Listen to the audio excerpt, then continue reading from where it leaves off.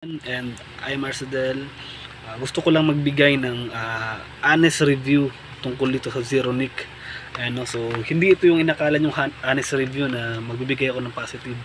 So dahil dumating itong order ko mga August 23 and hindi lang isa, napakarami po nito dahil package yung inavail ko and hulugan siya 3 gigs, parang ganun, 3 gigs and 13 pieces yung dumating sa akin na ganito, Zeronic.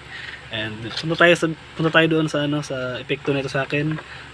Dahil nga ito ay pagpapahina ng paninigarilyo ko, no. And yung na-effect sa akin, wala, kasi wala talaga.